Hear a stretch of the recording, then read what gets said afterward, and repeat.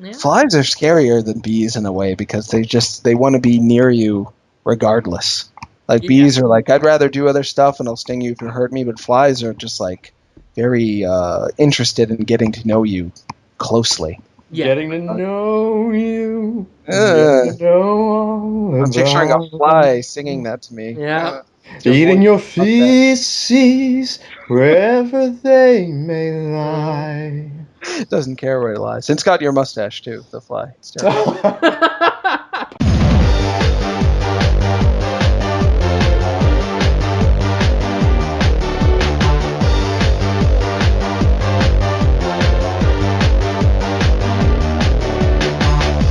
Okay. Jonathan, you and I will talk about this. I mean, what's something you don't And you like? know what, Jonathan? Yeah? Right? Uh-huh. How sexual that discussion is hinges entirely on your conduct. I can't be held responsible for how sexual a business meeting between us goes. It's entirely dependent on if you say the things I need you to say. Otherwise, we're going to be talking about our chunguses. People have asked me, because we're transitioning from a somewhat heated and unfortunate business discussion that the Podtoid listeners won't know much about, into chungus. Because that's really just the only place you can go, right? It really is, yeah. Podcast fans are very lively people. They're very active on Facebook, particularly. They're also active on the Ask FM page, because I set up one for myself, one of those Ask Me Questions, because I'm a narcissist, and I'll talk about myself for an hour, and quite happily do that. I started one, just Jim Sterling, all one word. Conrad, you started one recently, didn't you? I started one what? An Ask FM. Oh, yes, I did. Oh. And quite a lot of fun. I actually had to tear myself away from it, and there's something like 30, 40 questions that I haven't answered or dismissed at this point, because I feel like, I should do some work or something. But, yeah, it's kind of, I was surprised. I didn't think there'd be that much interest, honestly. No. Like, I expected there'd be 5 questions, and that'd be that. A lot of people ask. A lot of people, a lot of Shattered ask things. A lot of Shattered like to talk about themselves in the form of a question. Just to get me to talk to them. And they try and trick me into giving them permission to do things.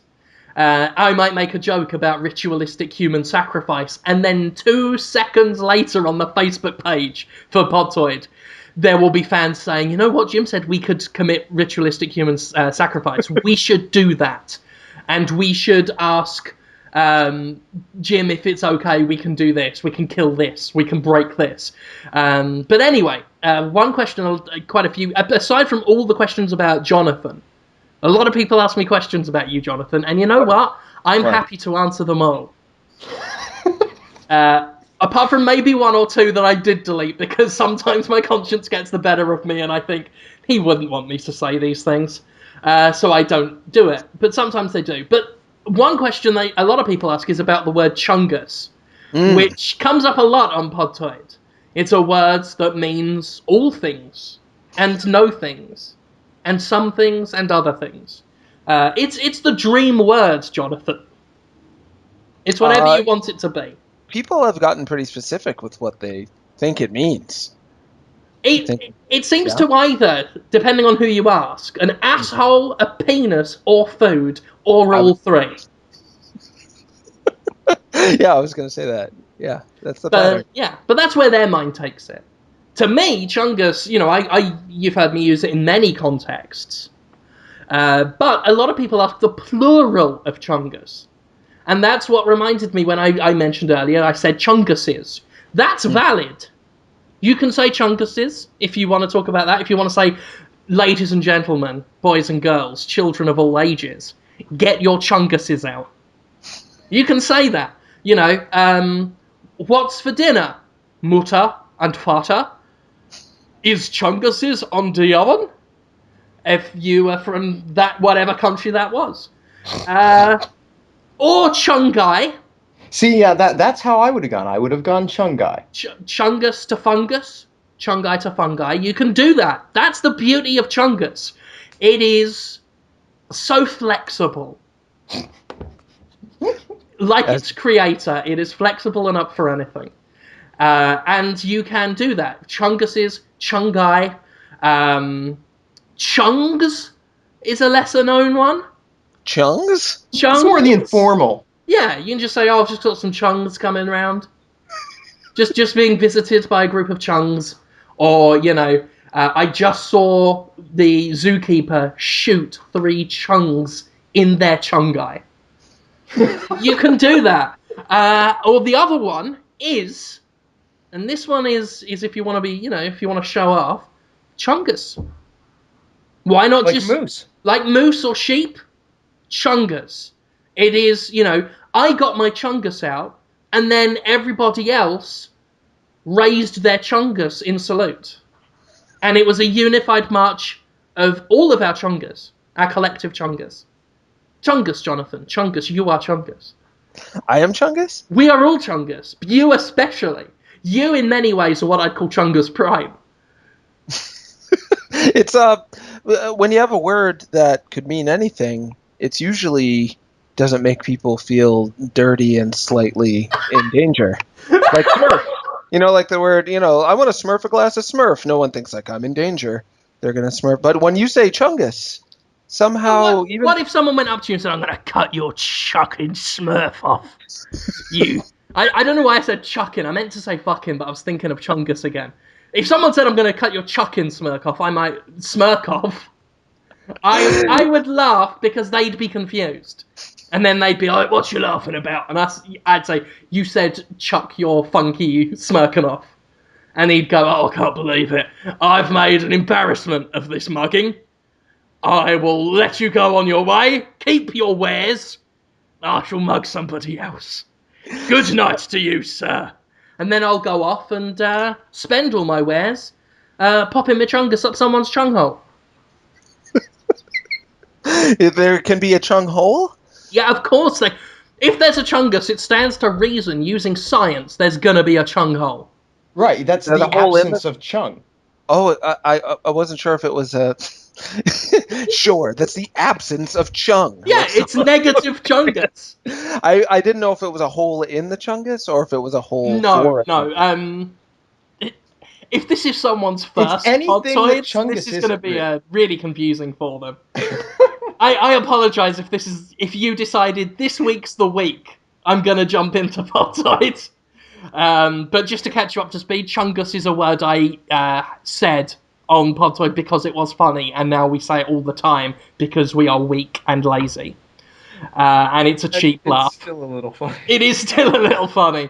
And it's so, as I said, so versatile. It's like a magic bullet, but useful.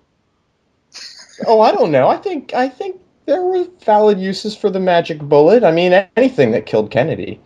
What? Okay, I thought the magic bullet was a thing you made chopped celery. You could dice a chungus in 30 seconds in a magic bullet. You could make 30-second chungus quesadilla, bake up a chungus muffin, and make some beautiful chung coffee. Ugh, drinking a chungus? Yes! Drinking a chungus out of I'm sure it's gross. Chunghole. I'm sure what it actually does mean, because nothing is truly everything. You have some idea as to what it really is underneath all that. No, it truly is. I'm the kind of guy who might one day wake up and say, it's my birthday, I want my chungus. And I'll know what I mean at the time.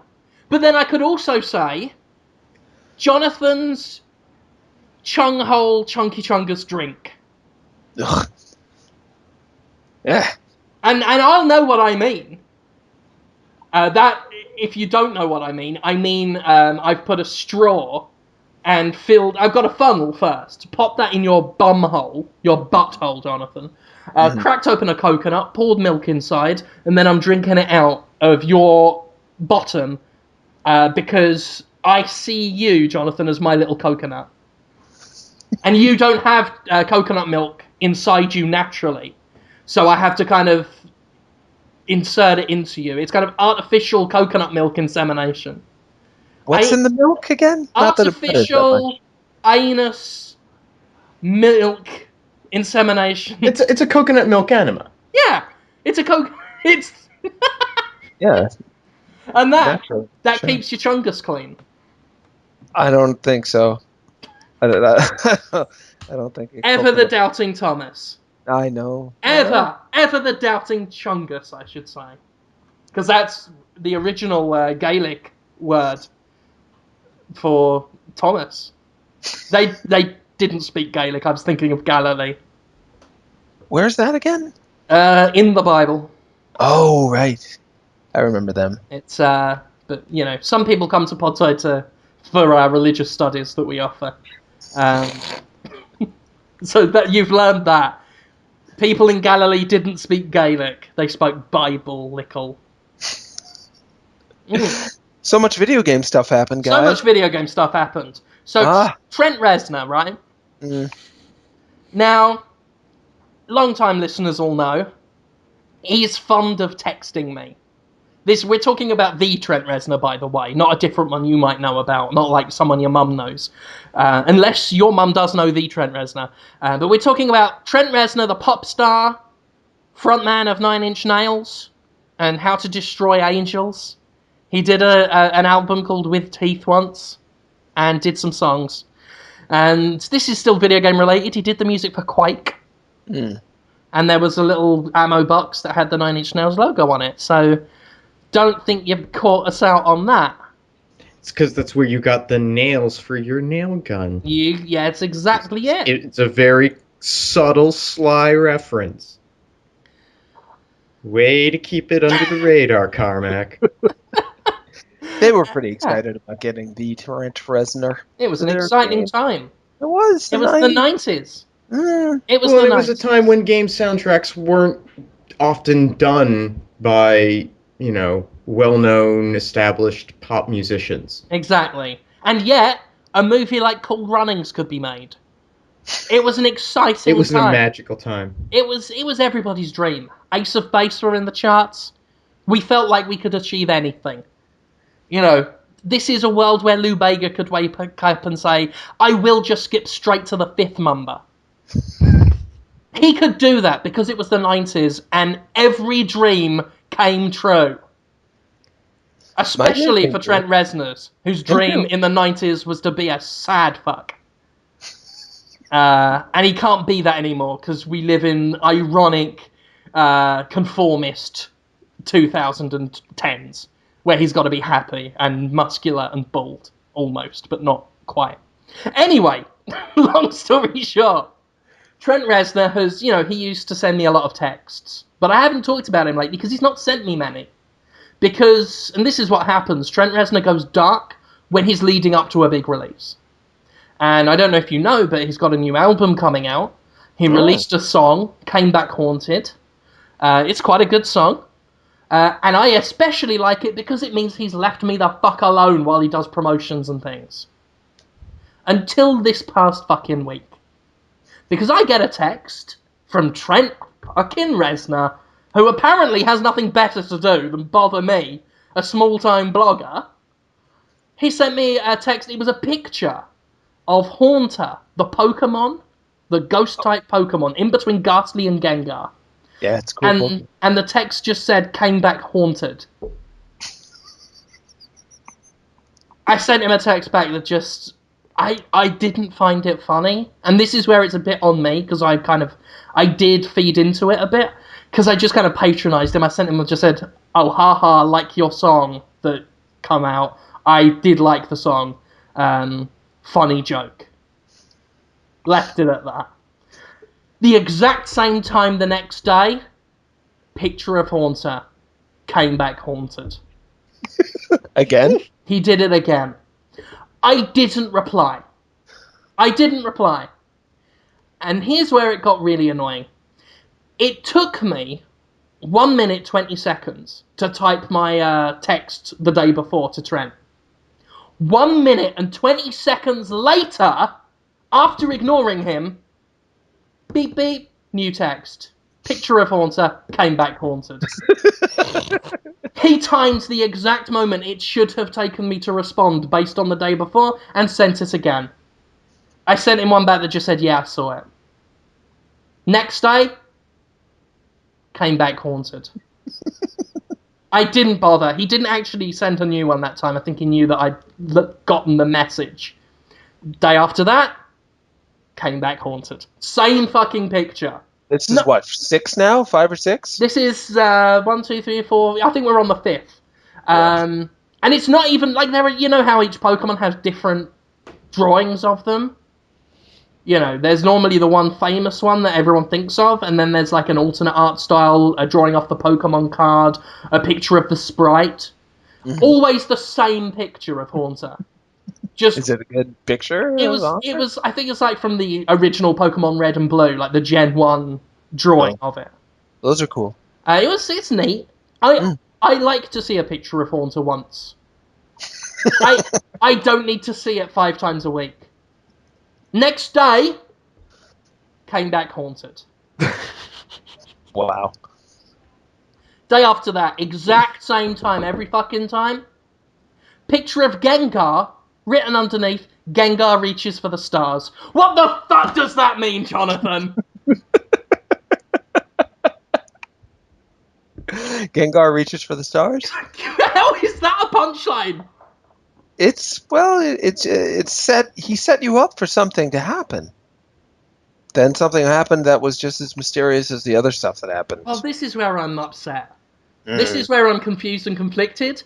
Because, again, 1 minute 20 seconds after the Gengar one, did you get that? That's what he texted. Did you get that? I'm worried if I say no, he'll do it again. Because he's done that before. If I don't get a joke of his, he will just do it again. Exact same pitch, exact same tenor, just a total verbatim repeat. Or if I say I do get it, he'll say, what did you get about it? Or what did you like about it? Or why did you get it? That's one I've had off him before. He'll tell a joke, he'll say, did you get it? I'll say, yeah. He'll say, why did you get it? I can't answer that, but he'll want one, because he won't fucking stop. So, I don't know what to tell him, because I don't get it. I don't get how, was it 6 days of Haunter, with a very weak pun based on his new single, has anything to do with Gengar reaching for the stars, which is no song in music. Sounds like no song. I think there is a song called Reach for the Stars. There is a song. I've got it on Spotify. Oh, is it good? It's a Steps. No, not Steps. It's a S Club 7. Oh, cool. Reach you love them. for the stars. Da da da da. Oh yeah, you've sang that before. Yeah. I don't think it's got anything to do with that. I don't think he knows who S Club 7 is. They were very British in sort of their influence. I think he was just... I don't know. But Gengar's a ghost. He can't reach for stars. Yeah, he could reach for it.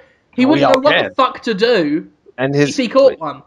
And can he even touch a star? He can touch people because people and Pokemon have souls, so it's really his soul touching your soul, and that's why it's creepy, like you're getting licked by a big tongue. Sometimes he'll do a lick move.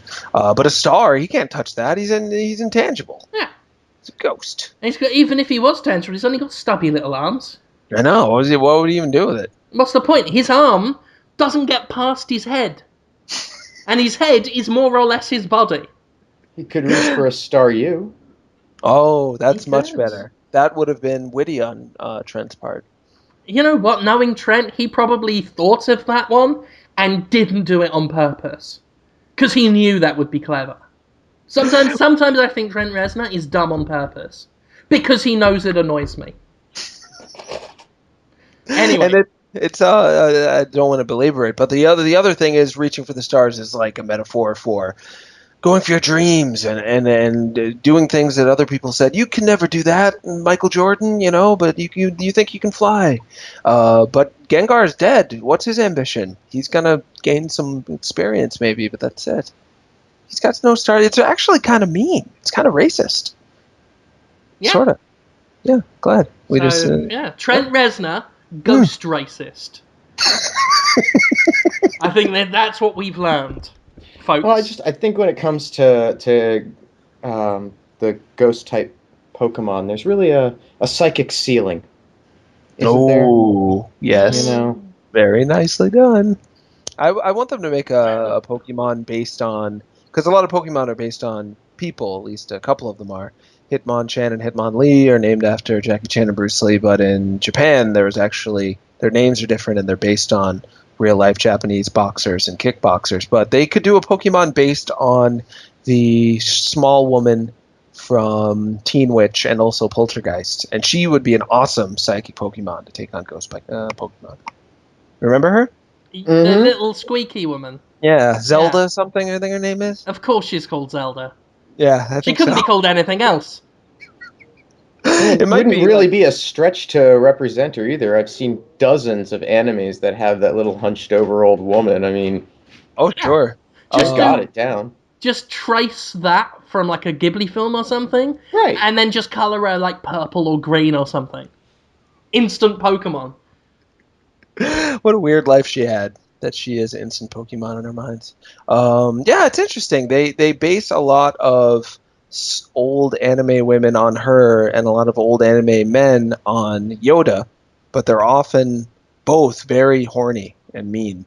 Like for some reason, maybe I haven't kept up with the anime culture in the past 10 years or so. But back in my day, you'd watch yourself a Ninja Scroll, and you knew there was going to be a weird, horny old man showing up who had magical powers but didn't really use them and just looked at you and was like, "Oh, so you want to go to the hot springs?" And then he'd suddenly be doing Yoda things, and you're like, "Oh, a Yoda guy, he'll be good." And it's like, "Oh, pretty ladies," and then before you know it, there's boobs for no reason, and he's drooling at them and stealing their and stuff like that.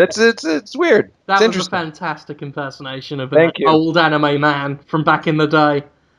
Oh, we're learning as we go on Podtoid. We learn are. as we go. We try. Video games. Oh, Bioshock. Come on. You love Bioshock Infinite, Jim. You must have felt some feelings when they announced the things. yeah. I looked at the video and said, "That's cool. Mm. That could be good. Could be not good, but it could be good." Yeah, that was what I took away from it too. I was like, hey, I dig that. I like noir detective stories. I think that's coming into style a little bit right now. I don't know. I just get that vibe that some of that old timey detective feeling might be rearing its head in a few other places. Yeah. Aren't we getting a new Tex Murphy style game? Or did I dream it? I Right. thought maybe there was a Kickstarter, but I don't Yeah. recall. I think I read on Saturday Crapshoot on PC Gamer there was some mention of it happening. It's hard to keep up with all the Kickstarters. Yes. Even now, even though it's kind of... A lot of people think it's fallen out of vogue, people are still using it a lot. But anyway, sorry, video games. We got the Burial at Sea, the Bioshock DLC, and I really... it's big news, but not a lot to say about it, I feel. Because it is very... I will play that. And when I play it, I might like it. Yeah, No, that's reasonable. I mean, Baby Bell. it's the world Ba you ba like, ba ba ba Baran. Bob Moran. It's the creators you like. It's an extension of a. Not more exciting. Come to Podtoid for the worst rendition of Barbara Ann you could ever hope to have. It's what people tune in for. I was trying to talk about the Bioshock. What? What? The You're what? not. You What are we talking aren't about? Bioshock. You're not more excited about the because you like the Bioshock Infinite. You like. Doesn't this one it takes place in between the two? It's kind of a prequel to Bioshock One, In what? the new Bioshock thing. You go to the Rapture. There's wet. They're they're It's teaching the positioned, I kids. think, chronologically before Rapture goes to shit, Right. Yeah. and it features a Booker and Elizabeth. A Booker and Elizabeth. Well, Well, okay, spoilers. Spoiler alert for anyone who hasn't played Bioshock Infinite yet at this point. Yeah, it's a whole multiverse thing. And there's millions of Booker and Elizabeths out there. Yeah. So, I it's mean, even by basically... that token, it's more. There's a Booker and an Elizabeth in a Rapture. Right, it is a Oh, right. continuity of Rapture. Huh. But it's not necessarily the same Rapture as Yeah. from Bioshock 1 and 2. Basically, it gives them a good excuse to bring back Andrew Ryan whenever they want. Right. Ah, well, That's the cynic in me talking. but still, that makes for a good story, maybe. So that's Maybe. fine. Oh no, I think it's a great setting, and there's a lot of potential, and the fact that we already have a lot of sort of established notions of what that place was like, gives them a lot of opportunity to subvert those expectations and to do some exciting stuff. So I think that's really cool. Yeah. Uh, I'm hesitantly optimistic in as much as this has been a sort of, like, I think of the Star Trek movies, you know? Mm-hmm. All the even numbered ones are great, right? Mm-hmm. Okay, so now Rapture stories here. The first Bioshock, I think, is phenomenal. The Mm-hmm. second one, I think its narrative, mechanically, its narrative is delivered better. But as a sequel, Mm-hmm. it has severe problems because it's playing in the same sandbox. Yeah. I mean, it's a great game, is Bioshock 2, as a game. But its story was so forced, I felt. Like, so awkward trying to shoehorn in, Eleanor Lamb as this integral part of Rapture. So integral, we've never heard of her in the first game at all. Right. And then we're suddenly supposed to believe she was that crucial. It's what I call Lucasing it. It's what they did with the Star Wars prequels. These characters who were so integral that we'd never heard of them having a part in it until now, even when they were talking about things in the chronologically later films. It just becomes really awkward, and it's a form of narrative puppetry that risks really badly exposing its strings. Well, I'll say in regards to the Lucas thing, Jar Jar Binks provides a perfect example of how history forgets the more unpleasant aspects. So in terms of the original trilogy and the prequel films, Jar Jar Binks actually works perfectly well because he would be someone who'd be forgotten to history. That is Like Dan true. Quayle? Dan Quayle? Dukakis. Yeah, Michael Dukakis, a He is fantastic example of someone who's just history's going to completely forget him, Yeah, if it's it kind of hasn't creepy. already. Yeah, I remember him just because I like old Saturday morning cartoons. And then so after Bioshock 2 comes the Minerva's Den DLC, which I Good. love. Mm-hmm. I thought it was really put a bow on Rapture in terms of a place I wanted to go back to. It was like, I don't ever need to return to Rapture again.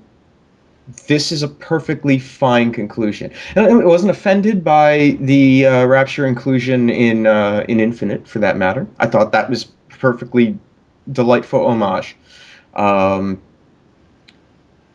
but now here we're in another even numbered, and I'm worried about a trend. I'm worried about that on-off trend of Rapture, and that this will come out and I'll be disappointed because I just came off of a good Rapture.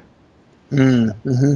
I imagine that part of the trend is because you're comparing it to the last Rapture, which you liked.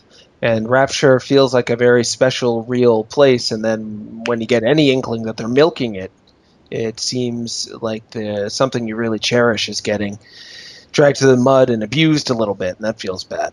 Well, the thing is that I didn't dislike Bioshock 2. No. It had some problems, and it's like to go back to Star Trek. The even numbered Star Trek films are pretty much the best one, but Bioshock 2 really is kind of like Star Trek 3. Like, it's not bad. Search for Spock, there's some good stuff in there. Sure. It's not exciting. Are they going to find Spock? amazing. Yeah, Right. Yeah. it's interesting. Of course they're going to find Spock. They're going to find Spock. I had a feeling they might. I mean, it's in the title that they're searching for him. Stands to reason. Yeah. What if they never find him, but never even come close? They were like miles away, just tootling around in space. And there was a totally different plot. It's just every now and then, like Kirk would just say, anyone seen Spock? Have we found him yet? And there's no. And there's, oh, here are some Klingons, let's deal with that. So that's what it could be. Yeah.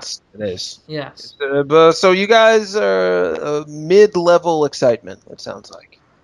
For more I'm hopeful. Right. Would you be more excited if it were like Bioshock Infinite 2? No. Or less excited? Same?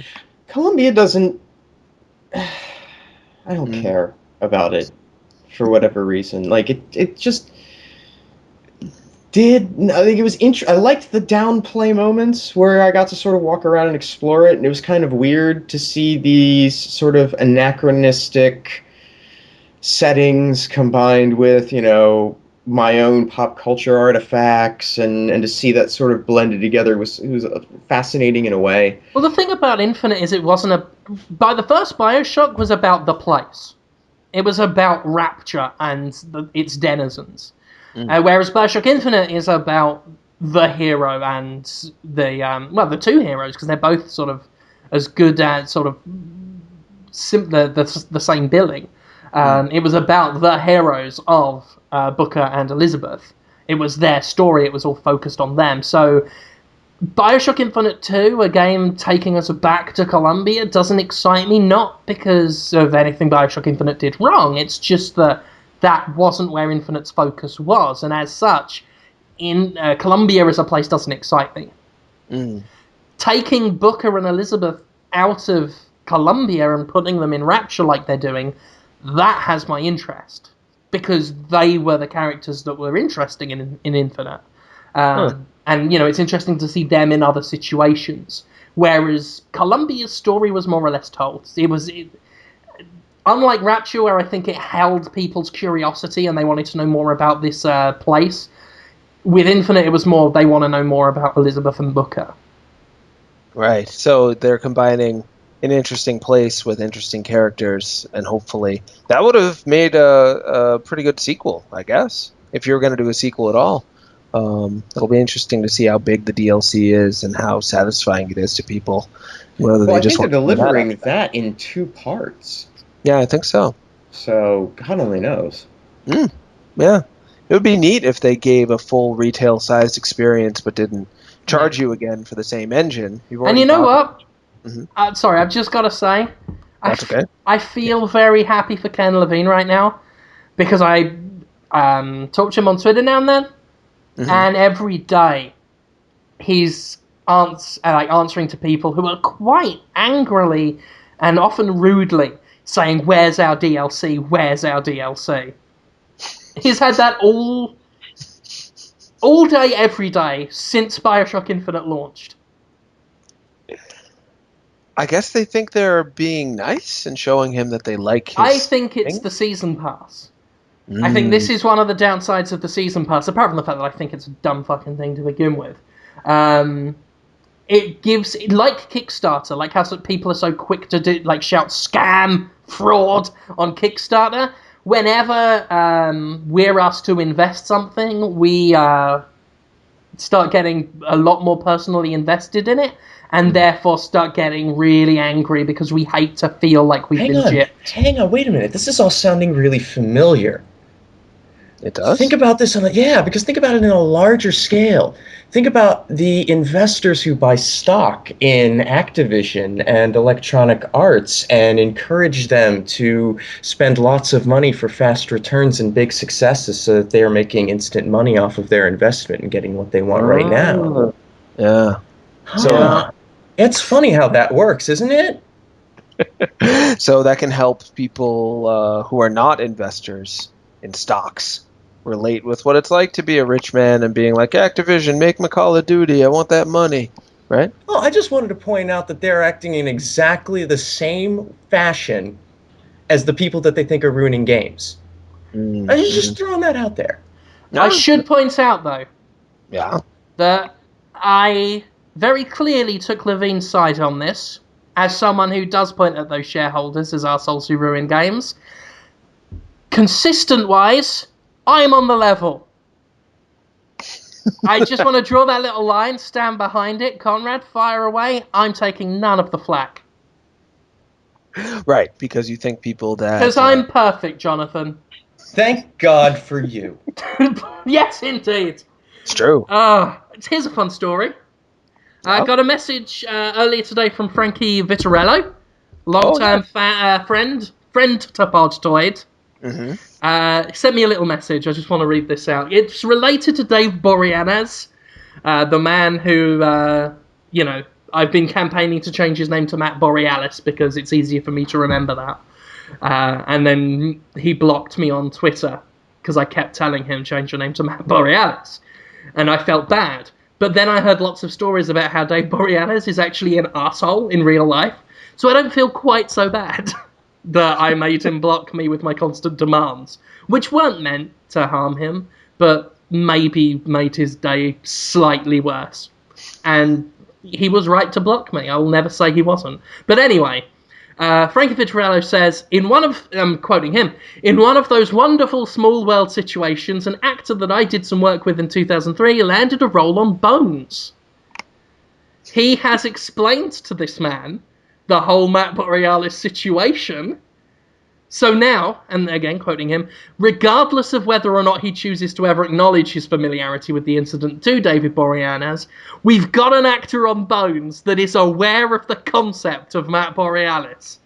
So we can take some joy, just some small victory, even if he never says it, and let's face it, he won't. But we can take some small joy from knowing that very soon, someone standing near Dave Boreanaz will be thinking in his head, Matt Borealis. And he's going to look at him and think Matt Borealis. And that is as close as I think we would ever get to having someone. I don't know. I feel like I can get closer, and I will if you like. I know a lot of people in the entertainment industry. If David Boreanaz ever ends up around, I will make I will give him a note. I will get a note to him that just says, but be Matt warned. Borealis, question mark. Matt Be warned. Borealis? From what I've heard about him, he is humorless and mean. That's fine. Just be careful. That's okay. It wouldn't be... Yeah, there would be no repercussions. So he wasn't acting in Angel. No, actually, since I've heard that he's an arsehole, because I'm still not done watching the last season of Angel, and in that particular season, Angel's character is more surly and mean than usual, and it's been fun to pretend it's just Dave Boreanaz who forgot the script and is just being an arsehole co-stars. If you just watch it as Matt Borealis being a dick, it's quite fun. Did that cap off? Did Angel end in a way that really made you feel like closure? I don't know. Like I said, I'm still going through the 5th and final season. So. All right. Well, but then again, they continued it in the comics. Oh, that's true. Same with Buffy. Buffy has several seasons that are comics instead of TV shows. I didn't finish Angel either. I made it all the way through Buffy. And started in on Angel. I think I made it in a couple of seasons because I wanted to really give it a chance. It's in some ways I like it more than Buffy. In some ways, not in all ways. Right. Well, I think I really like the executive producer David Greenwald, and I think I've mentioned this before. He did a TV show that you should watch. It's hopelessly cheesy now, especially now. In 2013. In 1996, it was like, holy shit, they're using computer graphics in television. So there. But the show Prophet that this guy spearheaded. Oh, yeah. About it's kind of like a early anti-hero, which is why it didn't last more than 4 episodes on air. But he's taking over a pharmaceutical giant behind the scenes, trying to position himself so that he's the power behind the throne. Really interesting drama, and you can see a lot of the writing is similar between that and Angel. It's kind of Hmm. fascinating. You should Sure. check it out. It's on DVD. No Netflix?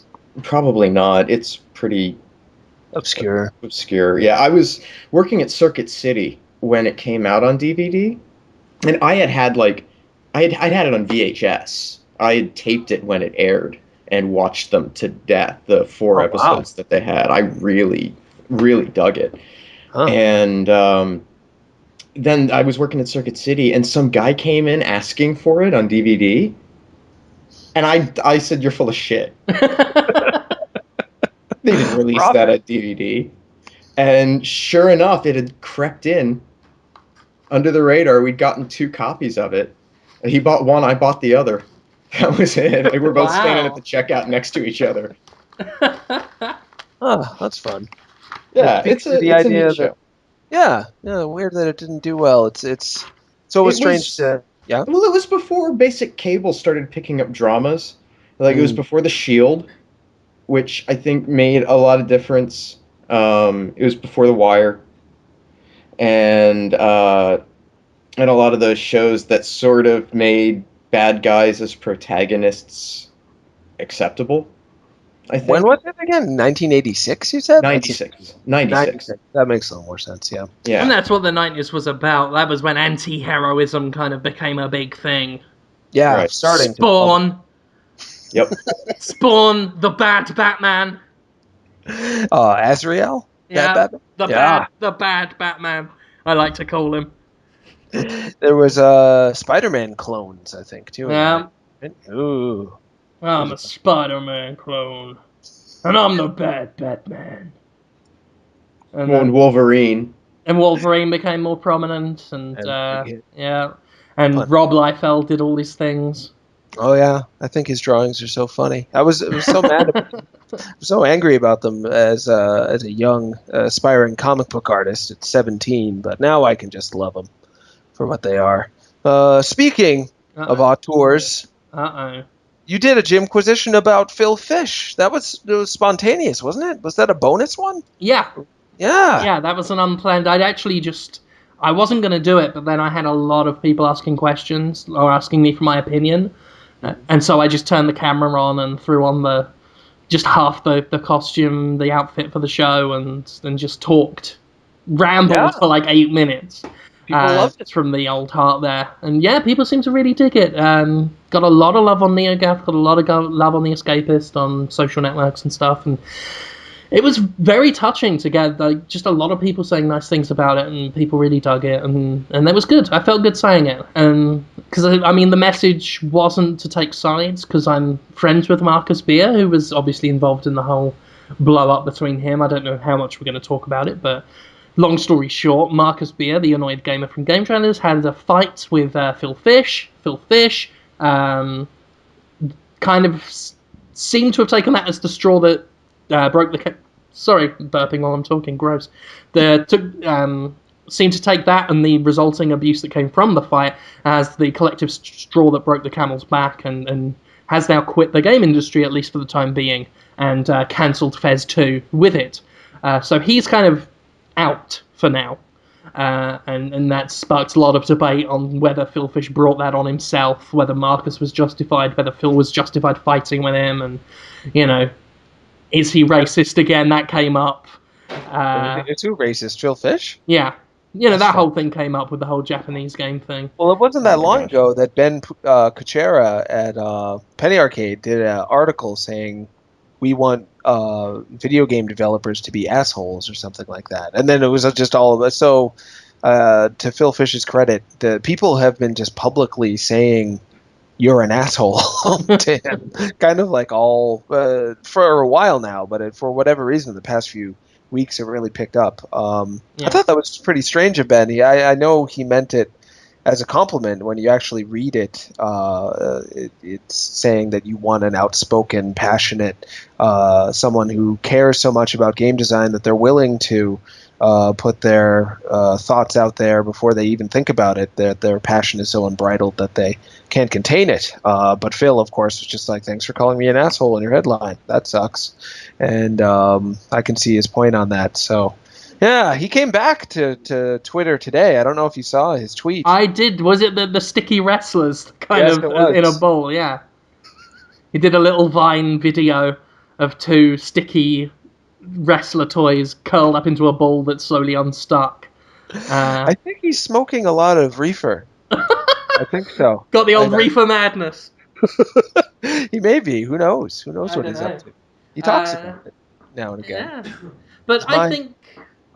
I think Phil is a guy who, I've said this before on Podtoid, and I said it on the Jimquisition.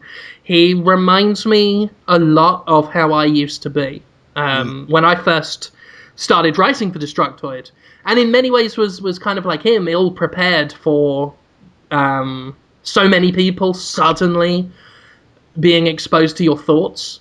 And it took me a long time to process that, and only very recently have I kind of mellowed and grown and learned from it, and sort of turned that around and realized sort of which way the river's going, and rather than try and swim up it, just kind of work with it and compromise and be reasonable.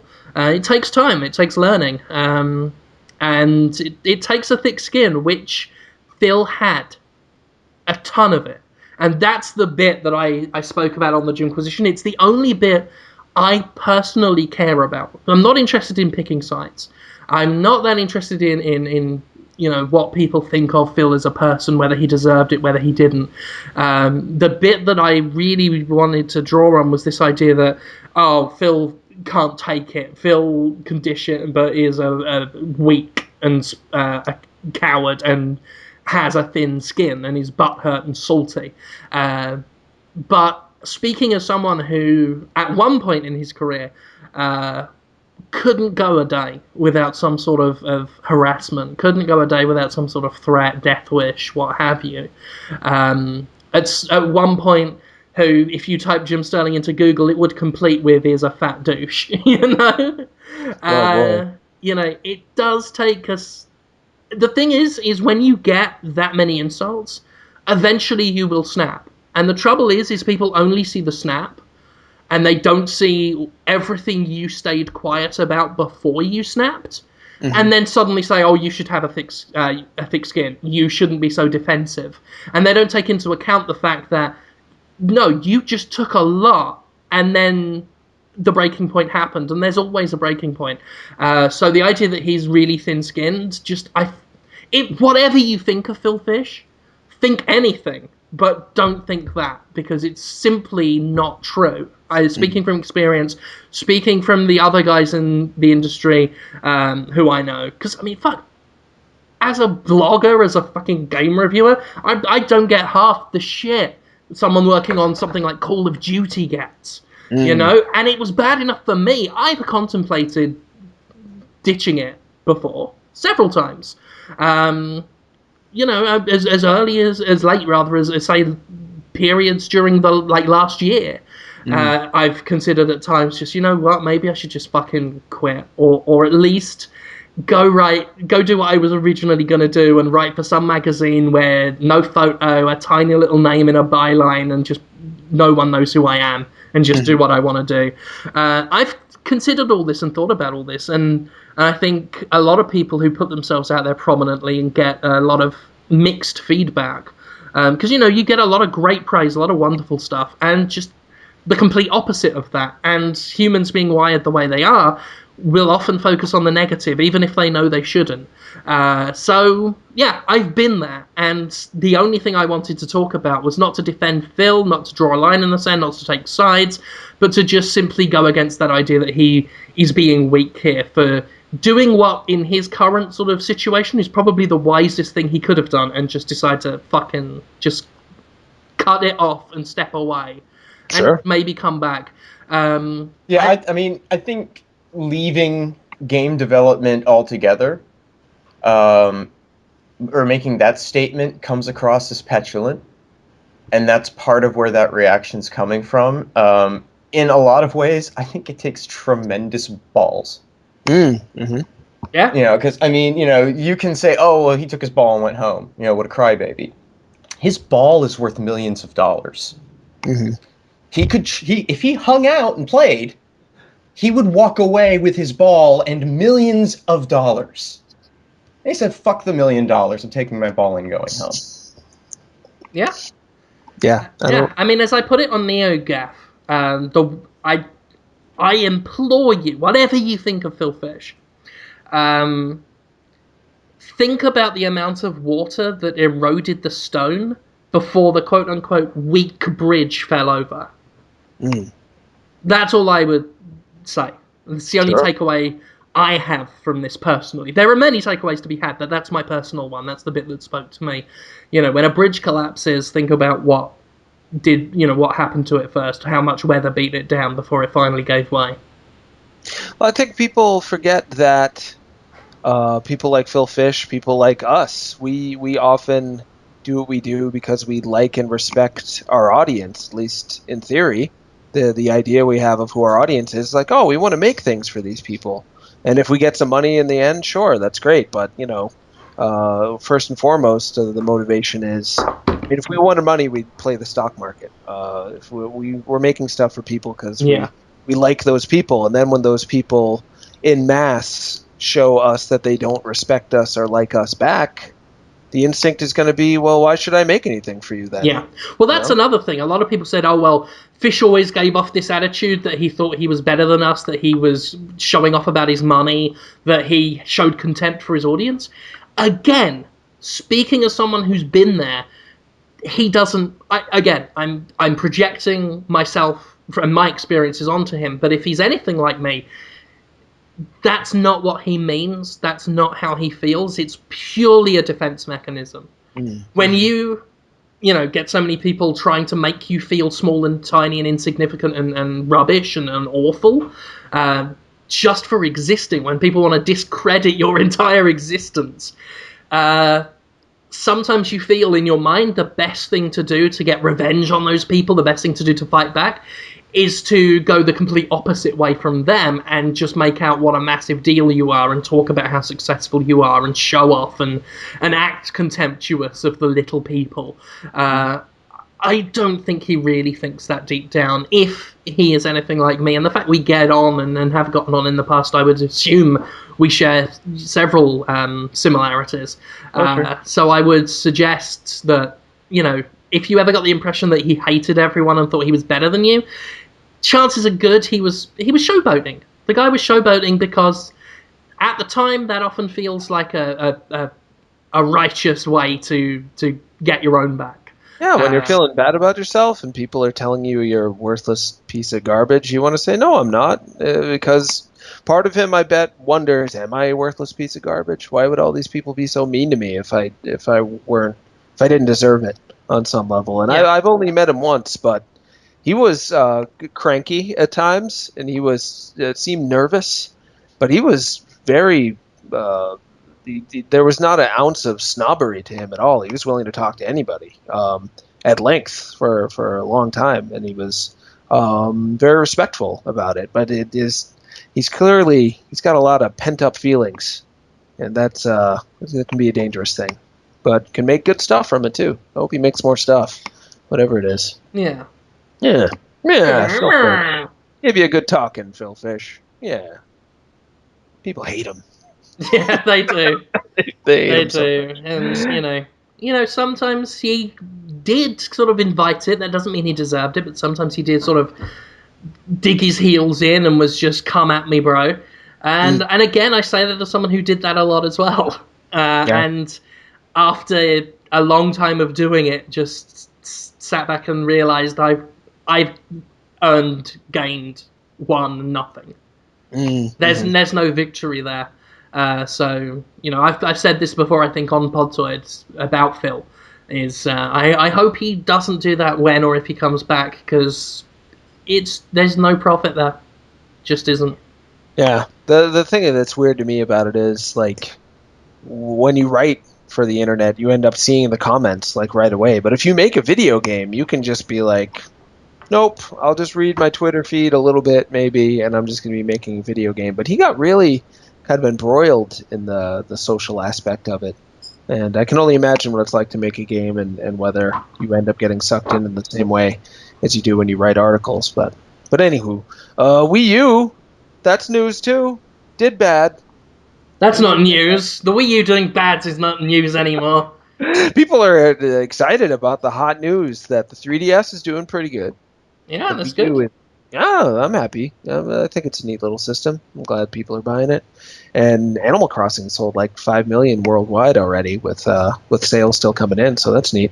But Wii U may be taken out of some chain of European grocery stores, I guess. You maybe know more about it, Jim. It's kind of a big one. It's like called Ass Salad or Assage Ass Ass. salad. Do you mean Asda? Yes, Okay. I do. Is that a big deal? It's a pretty. I believe it is. Uh, in terms of at least major supermarket chains, like the biggest place for game sales. Really? Interesting. I think it's been a long time since I have obviously lived in Britain or covered the British industry that closely, but Asda not stocking stuff's a pretty big deal, Jonathan Holmes, on It's the weird. internet. They must really not be selling them at all. I wonder if they would restock them later, or whether it's the kind of decision that once you break up with selling a video game console and you dump it, you don't go back out with it again later. It'll be interesting to see. It could be that the Wii U just nobody even sells them anymore, and it just dies out completely, Dreamcast style. That would be weird. Be interesting and weird if that happened. I kind of doubt it, but yeah, anything's possible. What do you guys think will happen? I'm against console predictions in general. Yeah, I hate trying to do them because it like you said anything could happen. yeah. Um, I just it What's your looks feeling? You got a feeling about it? Like when you see that Wii U, do you think that'll exist in a couple years? Or do you think, oh, I just got the feeling I'm not going to see anything on that ever again? yeah. I think it's gonna hold on for a while yet, but Yeah. I wouldn't be surprised if this is a short generation for the Nintendo, Mm, and they will have something for us sooner rather than later in terms of a newer system. sure. That's just my rough feeling that could be very wrong. No, it makes sense, and it wouldn't be particularly expensive for them. Yeah, I I mean, would I'm not imagine. saying they'll pull out super early or suddenly. I'm Mhm. saying they may well be. Taking They more. won't drag their heels like they did with transitioning from the Wii to Wii U. I don't think they want to be in that situation again where they launch a new system and everyone else is thinking about the PS5 and the Xbox Two. Right. That was like 6 years, I think, from Wii to Wii U, whereas from GameCube to Wii, I think was a tiny bit shorter. And I don't imagine it would be 6 years at this rate. But we'll know, like you said, it's impossible to know. It could Yeah. be they could do a price drop, and a bunch of games could come out that people absolutely love, and they could be number one in a couple years' time. Who knows? I don't know about number one. Could be. You never know. Number one. Uh, You know. you know, this is one of those rare instances where I'm pretty sure I know. Won't be number one, you don't think? No, I don't think number one. Yeah. I don't know about number two either. It could happen. Mhm. I'm more optimistic for number two. Mhm. Sure. Well, it's just the matter that regardless of how well Nintendo consoles seem to do, third parties just don't want to put their marquee titles on them. Sure, Uh, sure. so it's Well, just here's a prediction for you. yeah. Like I said, I don't want to be too specific, Hmm. but just with my gut feelings and looking at what analysts think, here's what I think is going to go down. Yeah. And it's going to start this next E3. Okay. Next E3. And again, I don't want to be specific, All right. but Reggie Fils-Aime comes out. Hmm. He's wearing a light blue shirt and a not a red tie. It's almost pink, but it's got a darkness to it. A dark pinky tie. Black slacks. Brown shoes. Not polished. Strangely, you'd think he would for a big show, but he doesn't. Comes out. There's music playing. Probably that Coldplay one. So he comes out and just look at the stars. Look how they shine for you. And all the things No, no, no. They were called yellow. Why would he come out to that? That's from like 2004 or something. That's not. You know What's hot. Nintendo, Jonathan. That's They true. dance to their own tune. Or, in this case, Coldplay's tune. Reg comes out. He's not looking happy. There's no hint of mirth. People are clapping as they do. And he looks almost contemptuous of the applause. And he just stands there, puts his fingers are locked together in front of himself. He looks at the crowd and just says, "How dare you? How dare you? How dare you? How dare you?" Not mad anymore. Just questioning his own very question. casual. How dare you? Yeah, he seemed very insulted by the applause, but here he's just presenting them a concept. He says, "We launched the Wii U. I don't even remember when. Let's face it, it doesn't matter. Does it matter? You. Does it matter?" He looks at just someone in the audience. You. No, not you, numbnuts. Does it matter? And the guy, looks confused, and Reggie is just, what? Speak up. Speak up for once in your fucking life, you coward. You're all cowards. I liked the Wii U. Liked. He's already speaking of it in past tense. And this is next year. I liked the Wii U, yeah. Uh-huh. If you were to ask me, I would have said, me, Reggie Fils-Aime, the unique forms of the Wii U interface would have sold a trillion copies, units, whatever. I'm not reading this off a fucking auto cue, I can't remember. I drank a Red Bull before I came on, I got too much energy. It's about the only energy I get these days. How dare you? At that point, there's this buzzing in the auditorium, and people are looking around, and he looks around and says, "We at Nintendo are sick and fucking tired of you all. You got Fez 2 cancelled. How dare you? It's your fault Rayman Legends is delayed and on all the other systems. How dare you?" So here's how it's going to go down. Here's how it's shaking down. We're not making any more Wii U's. We're not making any more consoles. And the buzzing at this point is getting louder, and these balloons seem to be falling from the auditorium ceiling. What? And he looks up and raises his arms up and just smiles. Just a big grin, and he says, "I bring you fucking flies." And the balloons fall down, and as they hit people on the heads and things, they burst. And it turns out the buzzing was in the balloons, and each balloon has hundreds of flies in them. Just hundreds of flies. And these flies just bang, bang, bang everywhere. Pop, pop, and the auditorium is fucking full. And the camera, we're all watching live streaming, I won't be there. And the camera is focused on Reggie's face, and his eyes are almost rolled all the way back up into his skull, and you can hear him in the microphone just, "Flies, and just a look of euphoria on his face, and the flies are going in his mouth and up his nose. Sure, they don't discriminate. They're going everywhere, crawling all over his meaty forehead, slipping on the sweat. They can't get much purchase. And he raises his arms, and the flies, other flies, are just coming out of his sleeves. And he just looks around and says, "Swarm!" He had flies in his shirt the whole time.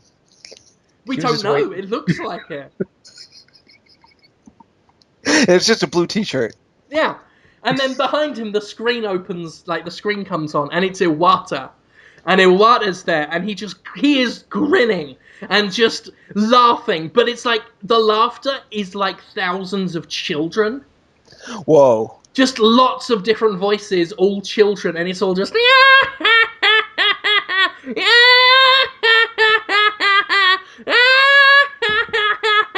like that. The flies are going all over the screen as well. And you just hear Iwata just go, flies! Flies! This is an E3. Yeah, this is E3, biggest show of the year. And then his face starts to melt, and it's quite clear it's special effects, but it's still really horrible. And the flesh melts off, and it's just a skull, just a white skull, and the jaw is still going up and down, just going buzz, buzz, buzz, buzz, buzz, buzz, buzz. And at that point, that's when Shigeru Miyamoto comes on, wearing like a small helmet with horns on, and a loincloth, and a trident. He's holding a trident, and he's got a net in the other hand, and in the net he's dragging on just the naked, kicking body of Bobby Kotick from Activision, and you can just hear him just slightly onto the den of flies, just, and you just hear him shouting, "We supported the Wii U, you fucks! We supported it! You're getting Call of Duty Ghosts!" And at that point, Reggie's head turns almost too far to be natural, and just looks at him and says, "We didn't want Call of Duty Ghosts." And at that point, Miyamoto's just going,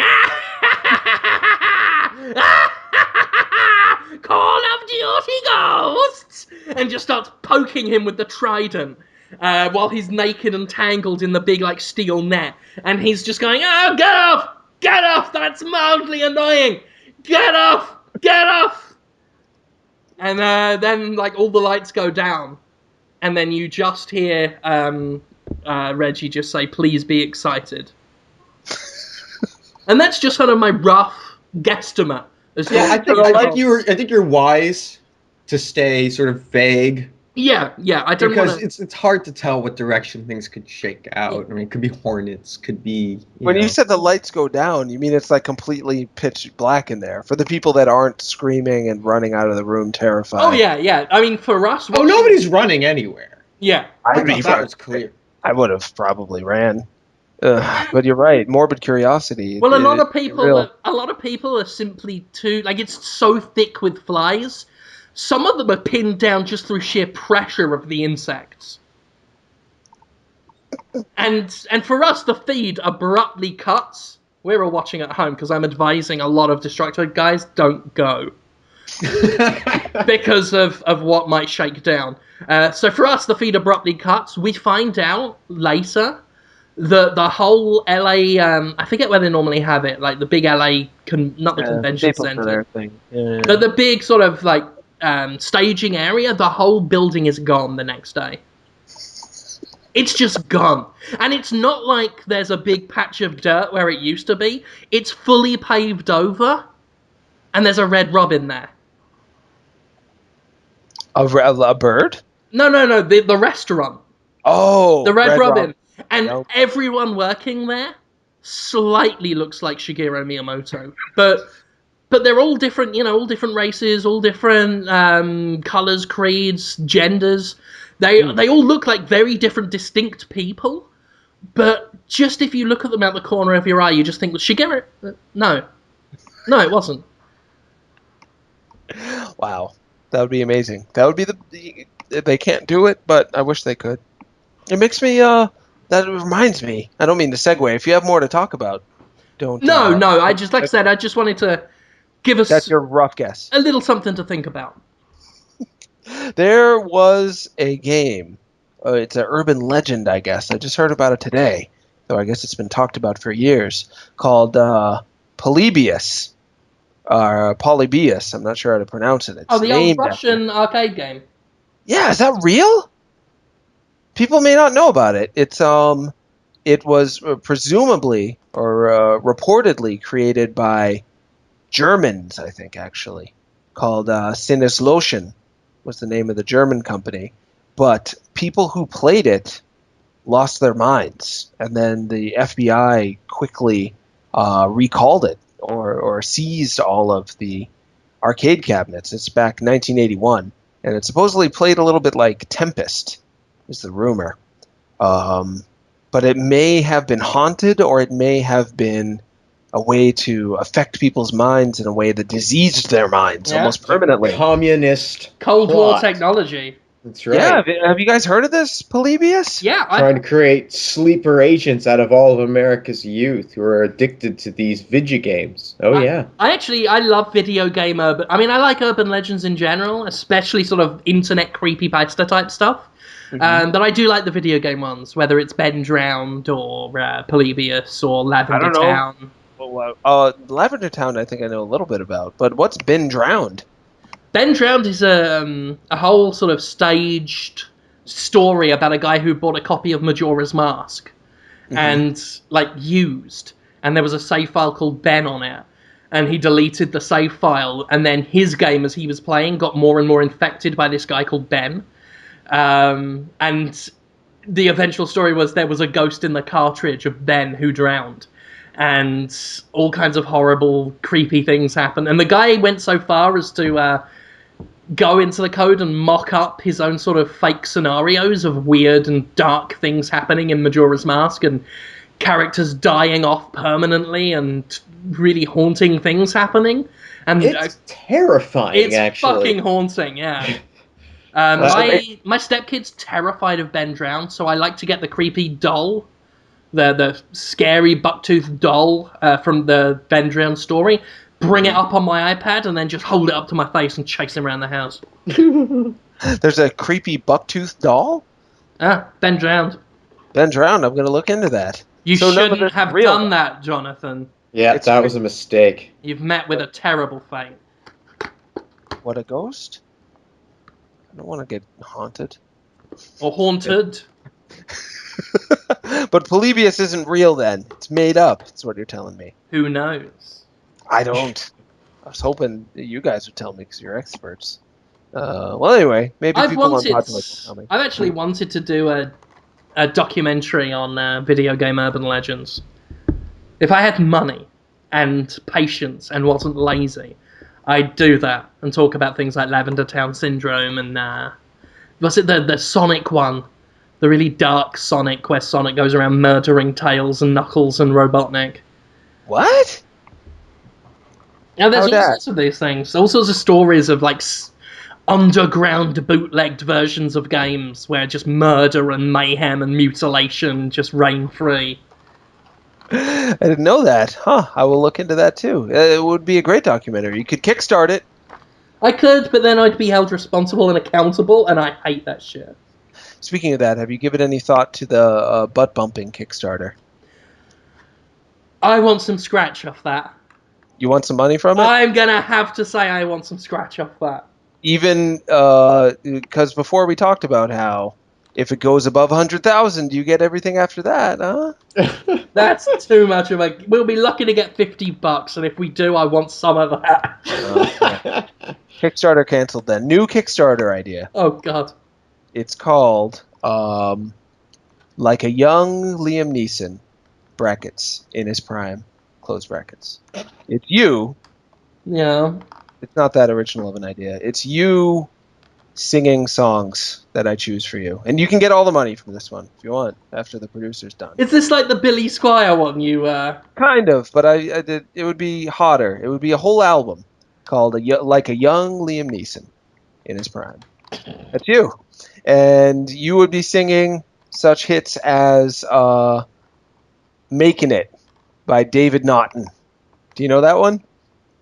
I think the title may sound familiar. I would have to re-listen and see if I know it. I'll help you. I'm terrible with song titles. No problem. David Naughton, star of American Werewolf in London. A world-known face. He had a sitcom called Making It, which was kind of like Saturday Night Fever, but way worse. And he sang the theme song.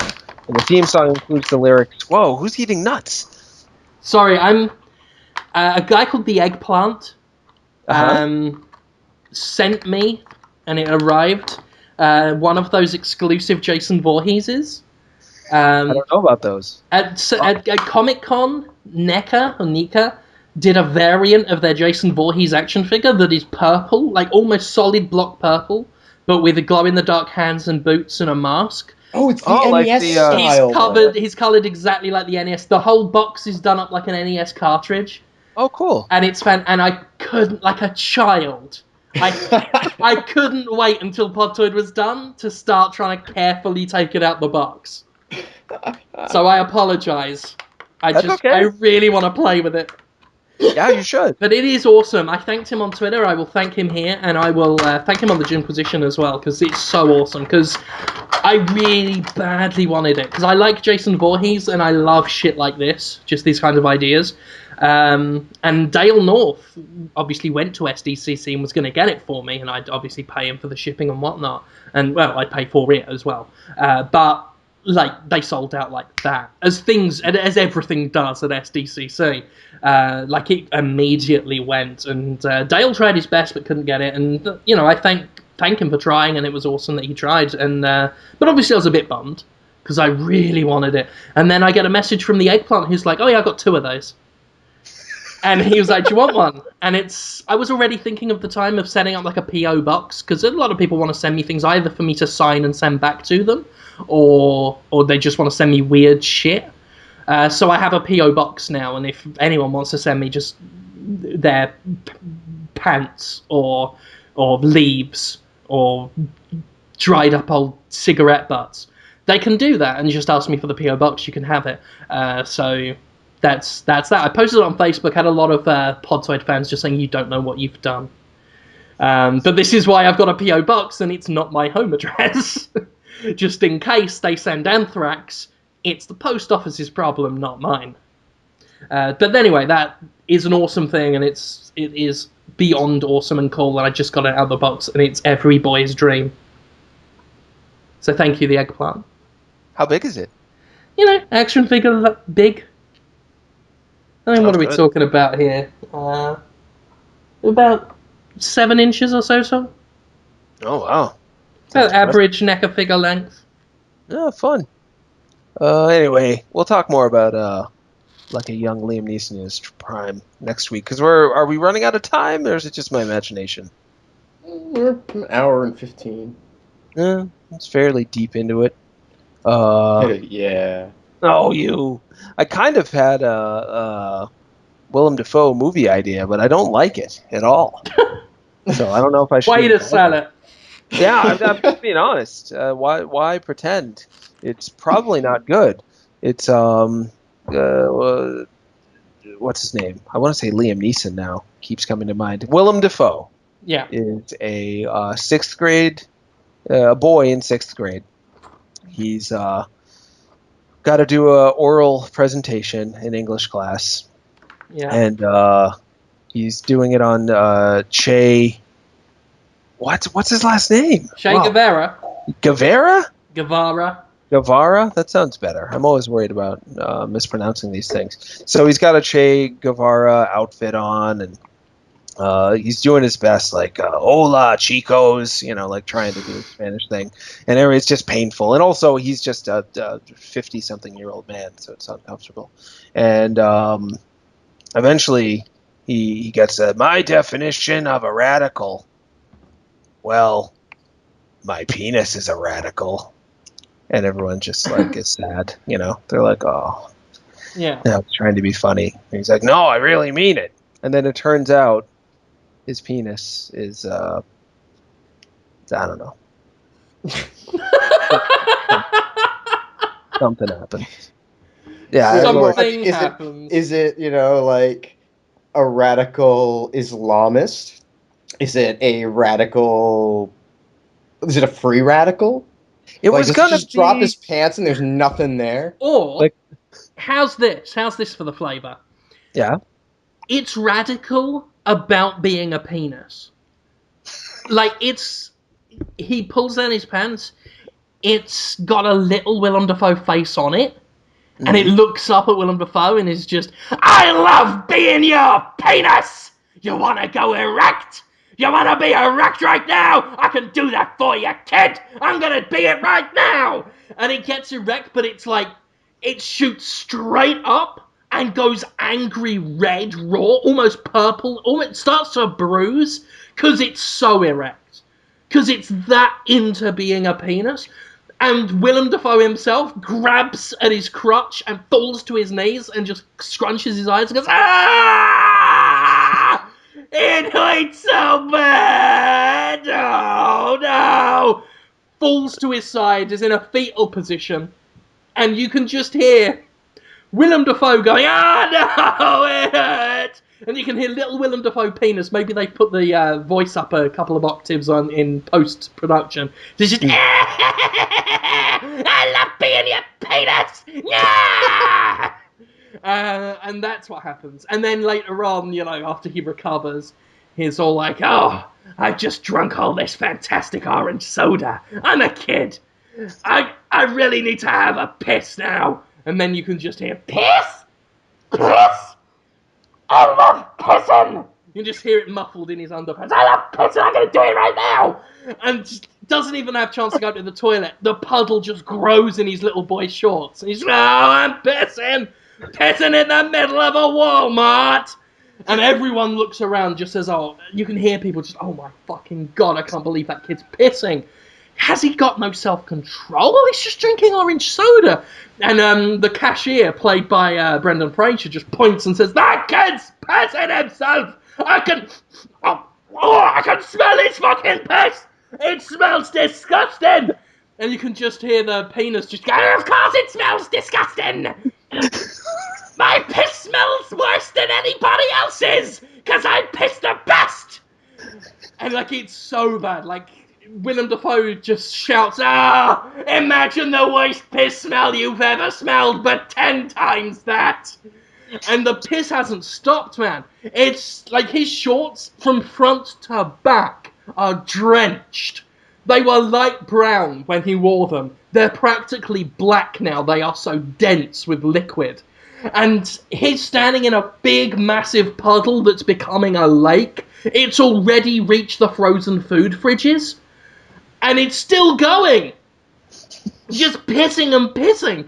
All the while, you can hear Willem Dafoe going, I'm embarrassed! I'm embarrassed!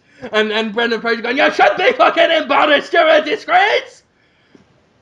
Think of the troops in Iraq! What would they have to say about this? I'm sorry, the troops! I'm sorry, Obama! And you can just hear the penis going, I'm not sorry! I love being your penis! Ah! It's better than my idea. I was just going to have the penis, have an afro wig on and be like, hey, guys, freedom of speech or something. Because it's a radical. Because that is the most radical you... Yeah, a little power to the people or something. Yeah. But yours, very good. I just you didn't seem keen. I wasn't. I wanted to help you out. I didn't want to have the idea. I would have much rather have had your ideas if I could choose what ideas to have. But yeah, thank you. So for the assist, it was like a tag team. It was like you were Drop Chungus and I was. What was the name of that? You tried to say Smurf earlier, and it sounded like a wrestler's name. Chuckin' Smirk. Yeah, Chuckin' Smirk. That would be an awesome wrestling name. Yeah. I'm Chuckin' Smirk, and I'm gonna punch you for your belt. It would work for this weird idea I had today. I think they should stop making music videos and should only make video games that you can play, but you hear a new song the whole time. And one about Chuck and Smirk would be good. A little game, little platformer about Chuck and Smirk, but you get the song stuck in your head because it plays the whole time. Probably be by, who are those Russian lesbians again? Tattoo. Yes. All the things you said, all the things you said, all the things you said, all the things you said, all the things you said. Jim, we don't judge you for what you're doing to this video. That's what the lyrics I always heard when I watched it. They would do Chuck and Smirk, the song. They would. All the Chuck and Smirk, all the Chuck and Smirk, all the Chuck and Smirk, all the Chuck and Smirk, all the Chuck and Smirk. Jim, it's okay what you're doing. And as you hear that song, you would be playing the game, which would star Chuck and Smirk. Chuck and Smirk, yeah. Yeah, a little meatball guy, probably. Speaking as someone who's almost done playing Saints Row 4. Oh, I thought that was so close to being out. Volition are, judging by their previous work as well, they are some of the top masters of using songs in games. The way they integrate, pop music with the gameplay and how they use it to make gameplay way more exciting than it might otherwise have been is incredible. It is very impressive, and yet at the same time, every time one of those moments comes up, because I mean, I know they need to license music for the soundtrack for the various radio stations and so forth, and you want to get good tunes for that. But the songs that are in those moments have got to be so fucking expensive to license. It's like it's putting THQ in a whole other light for me. Mm-hmm. Yeah, well, I mean, that was Kanye, right? Yeah, they used Power by Kanye West. Yeah, I mean, THQ, through the biggest parties, had the most lavish preview events, had some of the biggest and most extravagant E3 booths, and look where they are. You know, Yep. with Saints Row, I don't mind so much because I do feel out of a lot of THQ's properties, they were probably successful enough to justify it, to get away with it. You know, I doubt they do Grand Theft Auto numbers, but they had to have done well. So they could probably get away with it. So I'm not too, because you know me, when it comes to game budgets, I can be quite fiscally conservative. But in that case, but then again, at the same time, it's like, I'm not the one telling them to do it. If they do it, I'm going to enjoy it.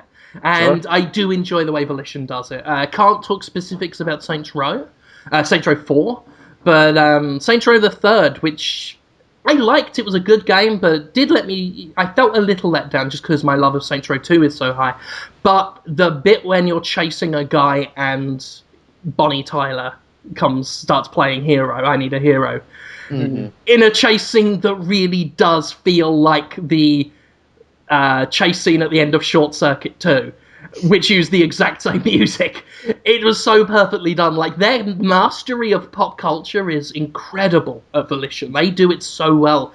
Because you get something like Duke Nukem or a similar game where their idea of making jokes and making fun of pop culture is to just be it, just ape it and copy it. That's not really good parody. That's not a good homage to pop culture. Volition take pop culture and they turn it into something. They don't just copy it. They do it right. Their mastery of it is incredible, and Saints Row 4 really pushes the boat out with it. I can't wait. Yeah, I may have broken an embargo saying that, but I don't think so. You just said music is in it. Yeah, music. Yeah, that's all I said. Music is in it, guys. Come on. When's that coming out? That Saints Row. I can't remember. The actual review is like August, like mid-August. We've had it for a while. And again, I won't give you any spoilers for the review or anything, but they are very confident in this to have given us this, given us the game so early. Take from that what you will. This isn't a Colonial Marines embargo up the morning of the game coming out situation. There's like a good 6 days lead time, I think. Yeah. Between the embargo date for reviews and the actual launch. I get the impression Deep Silver wants you to see the reviews. Yeah. So they're pretty confident. Yeah. And that's not me. That's not my opinion, Jonathan Holmes. No? That's not my opinion. Whose opinion? I'm not saying Saints Row 4 is really good. Mm-hmm. I'm just saying that's the impression they give me that they think I might think it's good. Well, and with the change in ownership of the IP, it behooves them to get the word out. If the game is as good as they think it is, it behooves them to get that word out there that the game is good in that way as much in advance as possible. Yeah, I mean, I forget what it is, what else Deep Silver made away with. This may be their biggest thing. This may have, become their biggest coup. They went from Dead Island to Saints Row overnight. That's a pretty big leap. Dead Island is, it's got some popularity to it, but it's not Saints Row. Saints Row is beloved, not as mainstream successful as something like Grand Theft Auto or even, maybe Red Dead, but it is beloved. And Deep Silver has a lot of I would say successful, but in niche titles Yeah. in their roster. Saints Row you could probably tie up the appeal of every other franchise they have and that audience size and put it next to Saints Row's. Right. And it'd be pretty close. Mm-hmm. Did they do yeah. Cursed Mountain? They did, yes. Cursed Mountain. I never played that one. It's a game. It's interesting. It's slow. Yeah, I've always been interested in it. Yeah, it's kind of fascinating. Mhm. But then my intrigue, like the level of intrigue I had for it, got worn away pretty quickly by just how long it took to accomplish anything. Right. Just walking in snow. Yeah. Mm-hmm.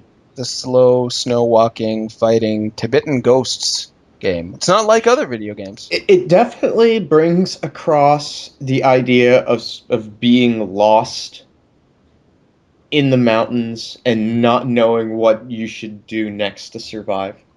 Yeah, That it's not a carries bad across really well, but it's not in a sense of dread. Like, oh God, this is horrible. I'm going to die, and no one's ever going to find me. It's not even in a, oh God, I'm going to have to replay this section of gameplay again. It's, why am I doing this? I liked the ghosts, but my problem with fighting ghosts is like, all right, so a ghost kills me. It's just like forcing you to join a club, you know? Like, Yeah. okay, you're a ghost now. That's not that bad. I guess I'll kill people, right? Oh yeah, just join the ghost club. We'll just kill these guys. Now, The only thing that will happen to you now is you get to make more friends. That's my general problem. The only downside is they are friends who will, like you, have been stupid enough to wander around a Tibetan mountain full of ghosts. So Right. there you go, swings and roundabouts, isn't it? Hey, beggars can't be choosers, right? Yeah. Could be. It's better than dying. Yeah. What? Podtoid questions? I'll do them. We have a pre-question. It's more of a request. I don't really know how you guys want to field it. It's from the Mad Game Doctor. He is on the Podtoid Facebook group. He's saying, God. someone on the Facebook group identifying as one of the Shattered. You named this person, Jim. So he or she is like your child. They're saying they're asking for ways to kill themselves. They only mention this because he wants us to take responsibility, the Mad Game Doctor, and tell them not to kill themselves. He's not listening to anybody else, according to his Facebook behavior. You see? So, this is what they do now. This is what I said at the top of the show. They're making everything they do our fault. Right. And they know they're doing it. It's not like, people who are genuinely unwell and will just unwittingly project and shield like themselves from blame by deflecting it onto others. This is a systematic, deliberate, possibly because they find it funny, pattern of self-destructive behaviour that they are deliberately putting on our shoulders. For a joke. They will ruin their own lives. I reckon some of them even would kill themselves. For a laugh. I hope not. Because it would affect us in some way. I will tell this person now, you should not kill yourself. It is not surprising, I hope, for you to hear. Maybe you expected me to say something else. I don't know. But yes, we don't think you should kill yourself. That would be bad. Yeah. Don't I mean, do it. I will say that I do not know enough about you or your situation to give you any kind of advice whatsoever, and I'm not comfortable with your request. Yeah. I will say, if you're going to do it, make it Tuesday, because Jimquisition goes up on Monday. I could always use the view. Wow. In all seriousness, this is just blanket advice to anyone listening. Live your life how you want. I wouldn't personally kill myself. So, if you've got to look up to someone, make it anyone not killing themselves. I assume you'd rather they don't. I would rather they don't. Because the listens on Podtoid go up and down anyway. I always prefer them to, not go down. So yeah, live your life with purpose. Do listen to Podtoid. Yeah, I mean, the longer you're alive, the longer you can listen to Podtoid, the happier that keeps me. Somebody And if that's not motivation to live your life, I don't know what is. Me neither. Someone wants me to buy them underwear. I should. Whoa, I didn't think that was going to happen. Sorry, the video started playing all of a sudden. I guess I started the questions, if that's okay. That's fine, yeah, do it. I did. Do Kelso it, Macaulay, you fiend! Kelso Macaulay, who was on the Shattered Cast, wants me to buy them underwear. I don't know Kelso, but Kelso... I offered to buy underwear for Rianne Dewey, who also listens to Podtoid, because Michael Jordan, amazing name, he's a guy who made a bunch of Teenage Pokemon merch all of a sudden and is selling it. I'm not getting any of the money from it, nor would I want to. The money is going straight to the person making the merch, Michael Jordan, and also the artists who designed the characters, Lindsay Collins and Sarah Thomas. But anyway, one of them doesn't even have art on it. It's just women's underwear, hip-hugging underwear, that says Ditto's Gotta Have It on it. And the idea of any person just wearing that underwear made me feel great. And I wanted to buy it for people to wear. But they are responsibly not wanting. And I said you can wear it on your head. I don't care where you wear it. But they're like, that's still a little weird. But Kelso Macaulay says, please buy me Ditto's Gotta Have It underwear. And they'll draw me pictures. So maybe I'll do that for Kelso. That's fun. Yeah. If you want that stuff, if you want to look at the merch that Michael Jordan and the artist made, you go to Muck U. He hates it when I call it that, but it is MUKYOU .spreadshirt.com, and you can look at all that stuff there. Let's see, what else? Garth Boyle wants to know, should Dragon's Crown been released at a lower price? Also, why do you hate Uncharted so much, John? I don't think Dragon's Crown should have been released at a lower price. For me, I'm willing to buy it at that price, but I think it goes without saying that these days, if you make a game that people have put in this bracket of, looks like something I'd probably download, then you're going to sell 10 times as many at $10 than you would at $40. So they probably would have sold a lot more units if they had dropped the price a bit. But whether it would have been enough to make more money at a lower price, I don't know. What do you guys? Is it $40 now or $60? I think so. No, it is cheaper than your average game, but that also sends kind of a weird message. Like, yeah, it sends a message. You know what the message that sends to me? It says, "Buy me, motherfucker," because I'm a reasonably priced game. No, a lot of people that I talk to, it's $50 actually. $50 on PlayStation 3, 40 on PlayStation Vita. Now 50's too high. 40 is their sweet spot, I see. Yeah, it's weird. I find that a lot of people, if something is $10 or $20 cheaper than normal, they'll think, oh, this game isn't very good, I bet. Or, oh, why would they sell it at like a middling price? But if it's really cheap, they're like, I can't say no.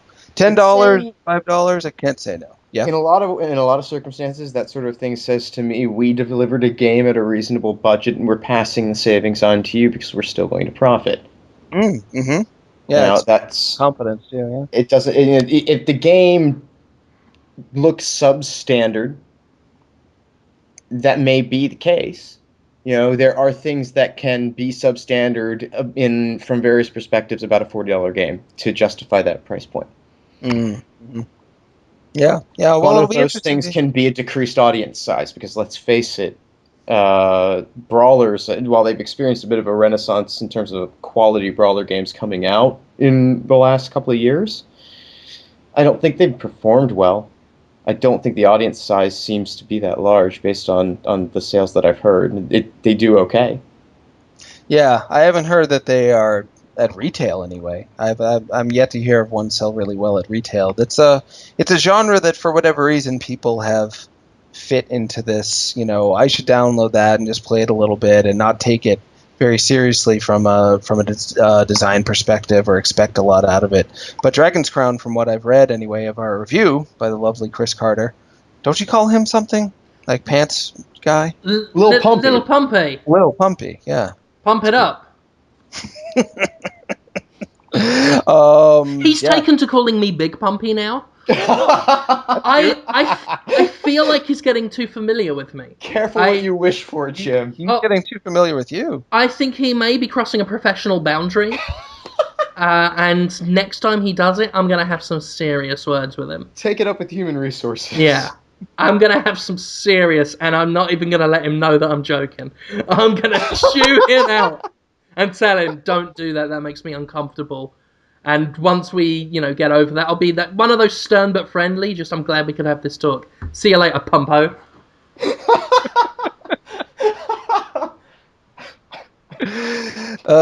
Anyway, yeah, I hope it does well at that price. But wow, yes, Uncharted. I'll just say that I don't really have any feelings about Uncharted anymore now that hopefully the series is over. Seems to be. Last of Us sold well, did well. They should just make more stuff like that. Yeah. I really hope they don't go back to Uncharted. It seems like a dry well at this point. I'd like to see them do new IP. I don't want them to... The Last of Us, for me, ended so perfectly. I don't want a sequel. But I really want to see them just do loads of... I wish we could... as much as I criticize Quantic Dream, I do respect their willingness to not franchise anything they do. Mm. Every game is a self-contained thing. I'd love Naughty Dog to do that, because I reckon they could give us all sorts of interesting worlds. I don't think they will. It's probably a lot more financially viable for them to make more sequels, and I'm sure we'll see another Uncharted. Yeah. But I would love to see them just go the Quantic route. Because they can tell a story. Yeah, absolutely. And I'd rather see a new story than an old story, or a story that, I think even the most diehard Uncharted fan would agree that there wasn't much attempt to travel new ground with that, or do anything narratively that was...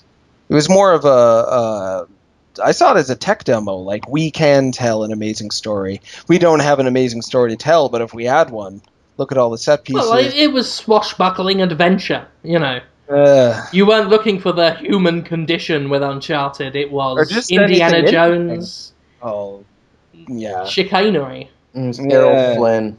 Yeah, there's a place for that. No. It was boring and awful, and I hated all the characters. So, there's that. Yeah. More questions, I guess. Oh, yeah, why not? Why not, Jonathan Holmes? Let's do them. There's so many, I don't know which one to pick.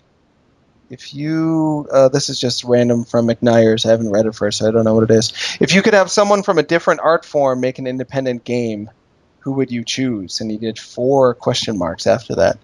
Oh. I've always wanted David Lynch to make a video game. I think that would be great.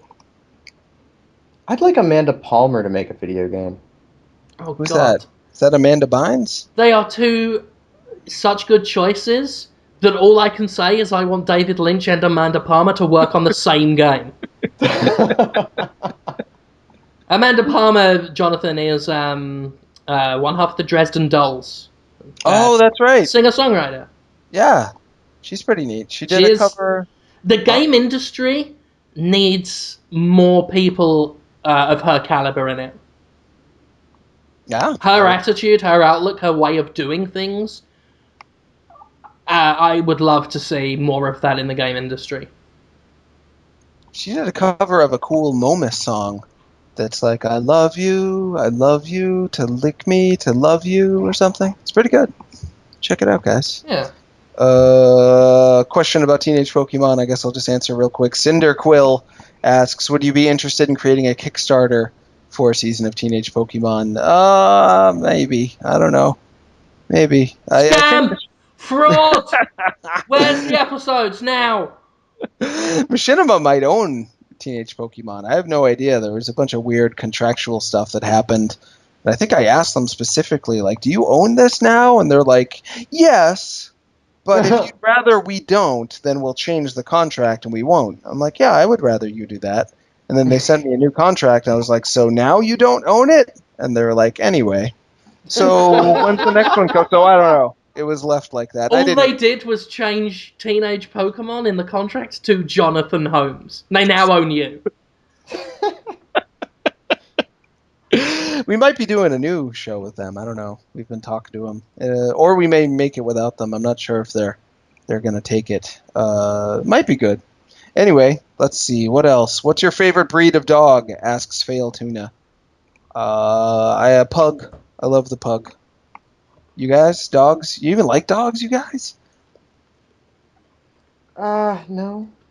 No. I mean, they're all right. I don't like dislike dogs. I just have no interest in having one of my own.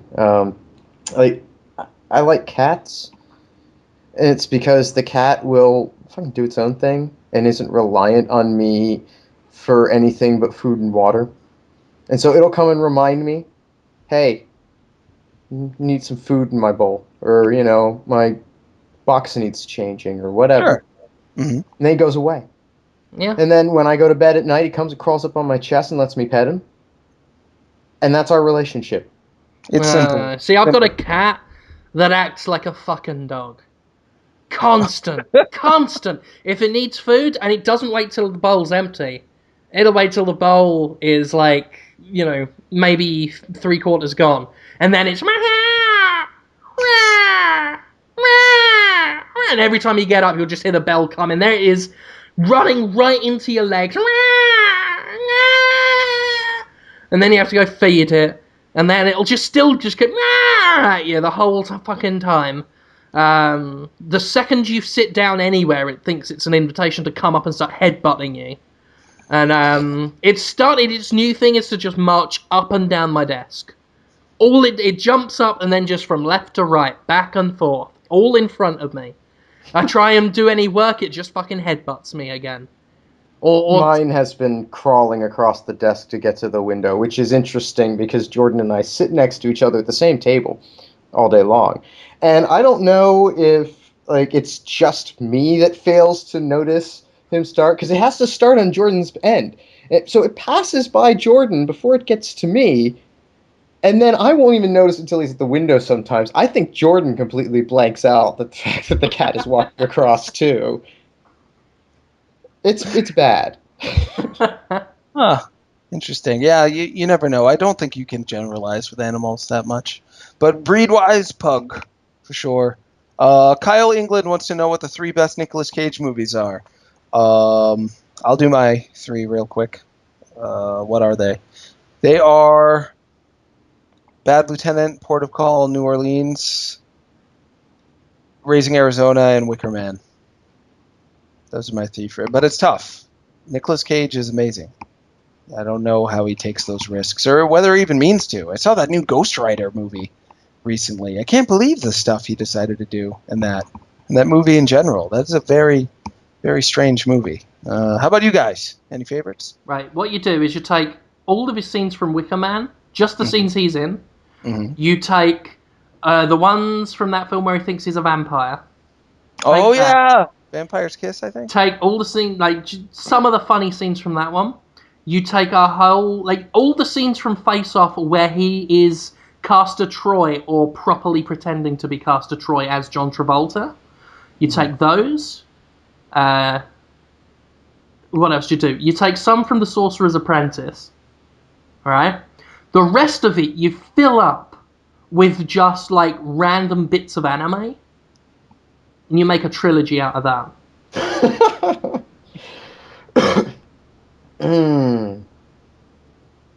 Your thoughts? Con Air, Face Off, and Port of Call. Oh, yeah. The Bad Lieutenant remake, yeah. That is a pretty neat movie. I saw that in theaters. I was so impressed. Geez, I'm getting a lot of Teenage Pokemon questions. I'm just going to ask people, please do tweet me about Teenage Pokemon, even though the series is over for now. I think about it all the time. I still hope that people actually watch it, because I did put so much of myself into that thing, for better or worse. But don't ask for Podtoid questions, because Jim and Conrad have nothing to do with that. It seems rude. So yeah, just tweet me about those later if you want to. Let's see. There's a question about if we had to excrete a live sea bass. I don't know how to answer that. A lot of questions about chungus, actually. I told you, people have really stepped that up lately. Good for them. We answered all their questions already, though. Is it a body part? Can you put it in your body? I think we covered all of that already. Might have done just about all the questions, I guess. Bo Larson wants us to form Cobra. One of us would be Cobra Commander. That would be you, Jim. I guess I'd be Destro because I'm bald, and that makes you the Baroness, I guess, Conrad? Well, Unless in Conrad. the Podtoid discussion, the Podtoid Facebook group discussion of this, I was Destro and you were the Baroness. I was the Baroness. Yeah. That doesn't add up. I mean, I don't mind being the Baroness at all. She's one of my favorites, but We would not be called Cobra. We wouldn't. We would do everything like them, but we would be called Cobrungus! so Like, I'm not saying it's right or wrong. I'm just saying that that's how it went down there. I think they just like the idea of you being the feminine character. They want you dressed up like the Baroness. Yeah. Me? Yeah. I don't know. I guess it's ironic. Do it. I found out this week that for a while, people who were saying they liked things that I did and wrote, they said, "Oh, I was just liking it ironically," like liking Sharknado or The Room. I was like, "Oh, so it was so bad that you pretended it was good." But preposterous Whitey and I had a long talk about it, and it wasn't that simple. It was pretty confusing. But I guess that's a fact. Some people like me ironically. That's fine. Thank you for paying attention. I guess that's it. Yeah. People want to know if you're... little questions come in, but I can't keep up with them, and I'm not sure if they're good. People want Conrad's mustache to go on wild adventures. That's from C for Cat. That might make a good animated series. Or a music video with tattoo. Yeah. I hope people make these things. With tattoo? Yeah. Conrad's got a stash. Conrad's got a stash. Conrad's got a stash. Conrad's got a stash. Conrad's got a stash. Jim, you can still touch yourself. Fun. All right, so we'll wrap up now. What did you guys do? Let's see here. Well, I'm working. We got what was the video review that went out the other day? It's a Shadowrun Returns. Got a video review in that. Got a Pikmin 3 review, presumably. We've got it's the Rise of the Triad. So many video reviews coming in the next couple of days, so you'll want to watch Destructoid or the Dtoid YouTube channel for those. And I got an office chat, which hopefully will come together this time instead of disappearing into the ether because some horrible, horrible fate awaited it. I don't know. And yeah, I think that's about it from me. Jim? So many things. So many. It's only Wednesday, I've done 6 videos this week. 2 parts to my Let's Play series. People hate using that term if they're in my area of general game media, because it's got a bit of a dirty word. They don't want to feel like they're going with the crowd. I'm shameless. I do a Let's Play series now. It's called Now Bloody Playing, and it's on the Destructoid YouTube channel, Dtoid, D-T-O-I-D, on YouTube. You can see it on Destructoid.com. I wrapped up my first full Let's Play thing. It's in 4 parts. It's Aliens, Colonial Marines, Stasis Interrupted, the DLC campaign that came out. I wrapped that up today, actually. Filmed that, put that on the YouTube channel, the 4th and final part's an hour long. The whole thing, will take you a good long whack to watch. But it gives you a good idea of how bad... It's actually slightly better than the main campaign, but it does give you an idea of how bad Colonial Marines as a game was. I especially like in my new part when the last big epic boss fight against the Crusher ended with the Crusher getting caught on a bit of scenery and just stood there, and I shot the shit out of it for 2 minutes. That was fun. So I did that. I've got a Let's Play on Dtoid. Also, I have done 2 Gymquisitions this week on escapistmagazine.com. The first one is called, I can't remember, Fee to Pay. It's called Fee to Pay. It's about microtransactions in $60 games. It's me getting my consumer advocacy on again. The next one is called Go Fish, and it is about Phil Fish. It's that one we talked about earlier. Also on The Escapist is Jim and Yahtzee's Rhyme Down Spectacular. This time I did a poem about tickling Ganondorf. just giving him a bit of a tickle while wearing a Dave Boreanaz mask. And also, Movie Defense Force is out on Thursday, and that is about Godzilla, the 1998 Matthew Bombeldurk film. So that's all of my video stuff. It's good times. And you can also, if you want, ask me questions now on ask.fm / I think just Jim Sterling. You can do the same for Conrad Zimmerman as well. And that's it from me. Jonathan, you sly little winkus. What have you done? I reviewed Pikmin 3. The Yes, you review went did. up today. I wanted to write a better review, but I wrote a review. Some people like it. And they've been very nice. I've gotten some specific compliments saying, what a wonderfully written review. It was So nice. thank you. Yeah. It's all right. I wanted to do better. But it's the more I love, I felt the same way about that Earthbound thing I wrote. The more I love a game, the less I like anything I write about it. Because I'm like, this isn't good enough. You want to do it justice, yeah. I do. And that sometimes comes back to bite me. And then, anyway. So I wrote that. Please read it if you are interested in that. Nintendo Force is a magazine that I write for. Tony Ponce writes for it as well. 4th issue, I believe, is out now. You can look that up and buy it. What did I do in that? We interviewed Austin Ivansmith, who is the director of the new DuckTales game. I think I reviewed Resident Evil Revelations on the Wii U for that. It's a bit old now, but yeah, so there's a lot of things in there. It's a neat magazine. The cover is very nice too, so you can buy that. On the Sup Holmes front, we had Paul Veer on the show, and we really got warmed up, and I really had a great time talking with him.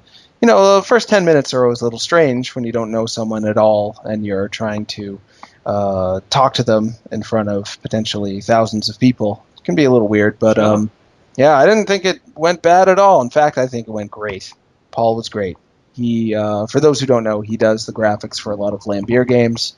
He did the graphics for Super Crate Box. He did the graphics for the Hunger Games iPhone game, Girl on Fire. He did a lot of the graphics for Luftrausers, which is coming out soon. So he's a very skilled animator and artist, and just very passionate about video games. We talked about Sonic the Hedgehog for a whole heck of a long time, and Kirby. He has very similar taste to you, actually, Jim. I think you two would get along very well. So that was great. That should be up rerun-wise pretty soon on iTunes. Yeah, I think tonight. Oh, good. Very exciting. This Sunday, it's a bit of a wild card. We were going to have Merritt Kopus on, who developed, she's a video game developer that's up and coming and is doing a lot of interesting stuff, but she suddenly had to cancel.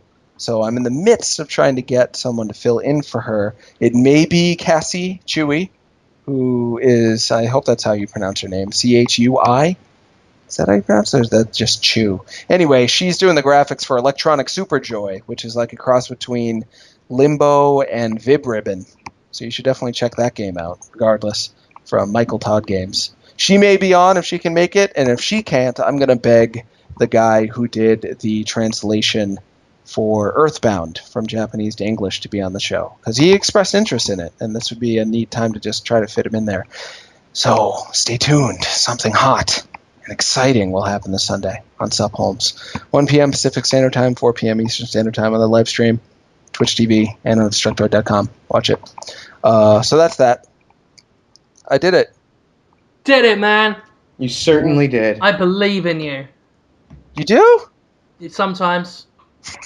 Thanks. Thank you. And thank you all for listening, you merry hounds. I'll see you next week. We all will. Fuck. Yeah. Yeah. God, indeed. yes we will. What